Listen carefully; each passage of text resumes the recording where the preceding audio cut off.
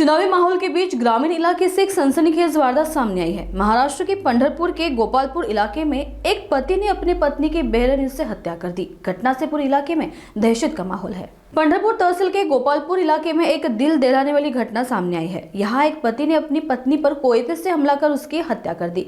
मृत महिला की पहचान 35 वर्षीय लक्ष्मी वाघ के रूप में हुई है। आरोपी पति भानुदास वाघ बताया जा रहा है। प्राथमिक जानकारी के अनुसार दोनों पति पत्नी गन्ना कटाई मजदूर थे और गोपालपुर में ही रह रहे थे। घटना गोपालपुर माला क्षेत्र में स्थानीय विधायक के निवास स्थान के पास घटी। अचानक हुए इस हमले में आरोपी ने कोयते से वार कर पत्नी की मौके पर ही हत्या कर दी। हत्या के पीछे के कारणों का फिलहाल खुलासा नहीं हो पाया है। घटना की जानकारी मिलती प्रशांत डगले तत्काल घटनास्थल पहुंचे और जांच शुरू की। पुलिस ने शव को पोस्टमार्टम के लिए भेज दिया है और आरोपी को हिरासत में लेकर पूछताछ की जा रही है। ग्रामीण क्षेत्र में इस निर्मम हत्या की वारदात सामने आने के बाद इलाके में तनाव और भय का माहौल है। पुलिस हर एंगल से मामले की जांच कर रही है।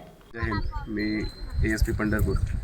आज या गोपाळपूरच्या ठिकाणी पहाटेच आम्हाला एक डायरेक्ट 112चा कॉल आलेला। त्याच्यामध्ये एक व्यक्तीला इजा झाली आहे अशी माहिती त्या 112च्या कॉलमध्ये होती। त्वरित घटनास्थळी आमची पोलीस टीम पोहोचली व इथे आल्यानंतर इथले जे ऊसतोडीची एक टोळी येथे स्थायी आहे असे समजले व या ऊसतोडीची टोळीचे मुकादम यांनी हा फोन केलेला। त्याच्या अन्वये एका खोप्यामध्ये एक स्त्री त्याच्या गळ्याच्या भोवती व गालाच्या भोवती इजा असलेली पडलेल्या अवस्थेत मिळाली।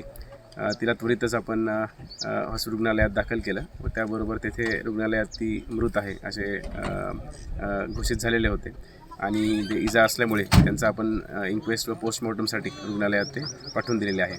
तर ती जी महिला आहे तिचा जो पती आहे त्यांनीच एका कोयत्याचा आधार घेऊन त्याच्यावर वार केल्याचा संशय आम्हाला आहे व त्याचबरोबर या पीडितांचे एक मुलगा व एक मुलगी आहे आणि इतर विचारपूस केल्या असता ह्या व्यक्तीच्या अंगावरतीही रक्ताचे डाग असून ह्या व्यक्तीला आपण आरोपी म्हणून अटकही केलेली आहे।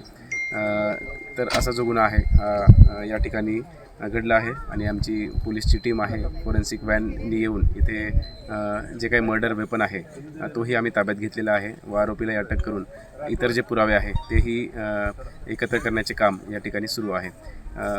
तर अशा जो प्रकारचा गुन्हा आहे त्याचा आम्ही लवकरात लवकर याचं इन्व्हेस्टिगेशन करून याची चार्जशीट लवकरात लवकर दाखल करून फास्ट ट्रॅक कोर्टवरती याची सुनावणी घेऊन कन्व्हिक्शन कसं मिळेल याची आम्ही दक्षता घेत आहोत। जय हिंद।